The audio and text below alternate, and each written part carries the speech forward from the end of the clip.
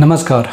आज का वीडियो बहुत ही इम्पोर्टेंट होने वाला है, खास करके उन सब बच्चों के लिए जो अभी 12th कंप्लीट किया है या 12th कंप्लीट करने जा रहा है। क्योंकि ये मेरा पर्सनल एक्सपीरियंस है। कॉर्पोरेट जॉब में करीब 8 साल से हूँ मैं एक सीए ऑफिस में एज ए ऑडिटर। तो मुझे बढ़िया से पता है कि अभी जो है जॉब में क्या डिमांड है और क्या आप लोगों को करना चाहिए।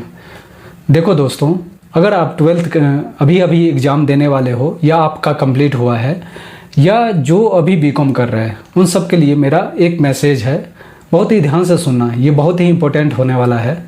कितने बार क्या होता है दोस्तों, तो परंपरा चलते आए हैं उसी को निभाते हैं। अब क्या हुआ है, हमारे खास करके हमारे बिहार में 10th करने के बाद 12th करते हैं, 12th के बाद बीकॉम करते हैं, फिर बीकॉम के बाद जाके कोई ऐसे डिग्री के बारे में सोचते हैं जो शायद उसका सपना हो या जो भी है। लेकिन एक्चुअल में प्रैक्टिकल क्या होना चाहिए, बहुत ही ध्यान से सुनना चीज़ों को। लेकिन एक्चुअली में आप लोगों को 10th के बाद ही ये तय कर लेना चाहिए कि आपको क्या बनना है लाइफ में, या आप किस चीज़ों में ज़्यादा इंटरेस्ट रखते हैं। मे भी हो सकता है आप सीए बनना चाहते हैं, मे भी हो सकता है आप डॉक्टर बनना चाहते हैं, मे भी हो सकता है आप इंजीनियर बनना चाहते हैं। कुछ भी जो भी आपका फील्ड है, आप 10th के बाद ही चॉइस कर लीजिए। देखिए, हमें पता है बिहार में जो एजुकेशन सिस्टम है उसमें इतना बच्चे सबको जागरूक किया ही नहीं जाता है कि बच्चे सोच पाए अपने फ्यूचर के लिए। हमें पता है बहुत जगह ऐसा फैसिलिटी है, एजुकेशन में इतना डेवलपमेंट हुआ है, लेकिन बहुत जगह जो सरकारी स्कूल से पढ़ते हैं, सरकारी स्कूल का क्या हाल है आप लोग बेहतर जानते हैं। लेकिन जो सरकारी स्कूल से पढ़ते हैं उन बच्चों के पास इतना ऑप्शन ही नहीं आ पाता है कि वो सोच पाए अपने भविष्य के लिए कि हमें 10th के बाद ही जो भी डिसीजन लेना है 10th के बाद ही लेना है। तो ये बहुत बड़ा कमजोरी है खास करके बिहार के एजुकेशन सिस्टम में।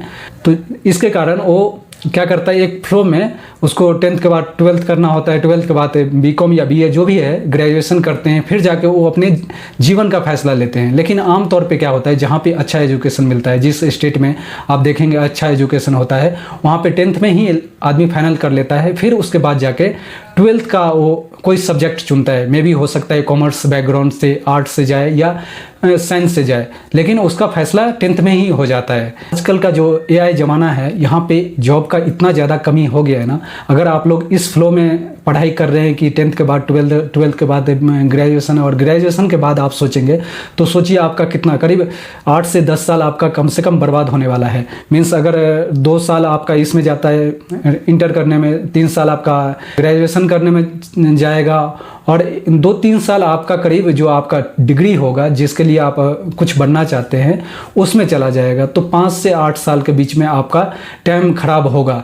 देखिए, ये सब टाइम, पढ़ाई कभी टाइम खराब नहीं होता है, लेकिन सोचिए आप अगर मकसद रखे हैं कि मुझे ग्रेजुएशन या कभी ना कभी जॉब ही करना है, कभी ना कभी बिजनेस ही करना है, तो आप अगर 10th के बाद ही ये फैसला कर लेते हैं तो आपके लिए बहुत ही आसान बना देगा कि आपको क्या करना है फ्यूचर में। आपने अगर फैसला कर लिया कि आपको सीए करना है तो आपके पास 12th के बाद ही ऑप्शन खुल जाता है। आपको पीटी एग्ज़ाम देने के बाद आप डायरेक्ट ज्वाइन कर सकते हैं। आपको अगर इंजीनियरिंग पसंद है, बीटेक करना है, उस समय भी बहुत सारे ऑप्शन है। ऐसे अगर आपका फोकस अगर एक चीज़ पे रहेगा कि मुझे क्या बनना है क्या नहीं बनना है, तो ऐसे टाइम वेस्ट ना करें दोस्तों। आपको जितना भी जल्दी हो फैसला लेना होगा। अगर आप 12th अभी कर रहे हैं तो 12th करने के बाद ही आपको डिसीजन लेना है कि आपको लाइफ में बनना क्या है।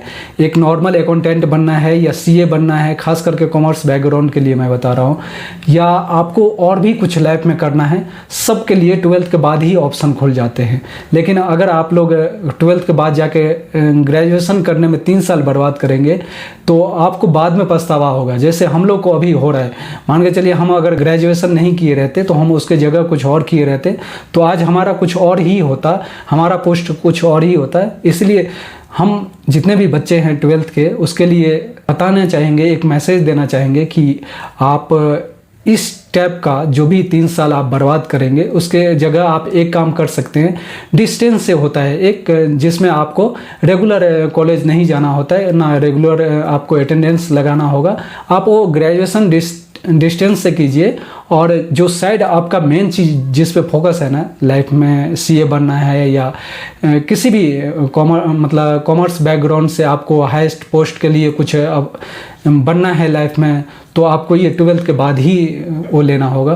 तो दोस्तों ये मेरा पर्सनल एक्सपीरियंस था, ये मैं बहुत दिन से फील कर रहा था, सोचा आप लोगों के बीच शेयर करूं और मुझे लगता है ये काफ़ी इन्फॉर्मेटिव रहेगा आप लोगों के लिए। अगर आपको इस वीडियो से कुछ भी समझ में आए तो आप शेयर कीजिए। अगर आप बच्चे के गार्जियन हैं तो आपसे भी अनुरोध है कि आप ये वीडियो अपने बच्चों के साथ शेयर कीजिए। बिहार का जो एजुकेशन सिस्टम है उसमें ये इस तरह का फैसिलिटी या इस तरह से बात करना, क्योंकि देखिए हर आदमी को चाहिए अपना अपना फ़ायदा देखता है। अब जैसे टीचर हो गया, टीचर चाहता है, टीचर आपको कभी नहीं बोलेगा कॉमर्स वाला टीचर कि आप 12वीं करके चले जाओ, क्योंकि उसका बिजनेस बंद हो जाने हैं। इसी तरह से कोई भी ऐसा टीचर आपको ये सलाह नहीं देंगे, क्योंकि सबका अपना अपना एक प्रोफेशन होता है। मैं जो एक्चुअल में फील कर रहा था, इसलिए ये वीडियो आप लोगों के लिए बनाया हूँ, खास करके उन बच्चों के लिए जो 10th अभी कर रहे हैं या 12th करने का प्लान कर रहे हैं या 12th कर लिए हैं। तो इंस्टेंट वो अपना प्लान चेंज करें, या तो उनको ग्रेजुएशन ही करना है तो साइड से करें और अपने जो मेन चीज़ है ना उस पे ज़्यादा फोकस करके काम करें। धन्यवाद।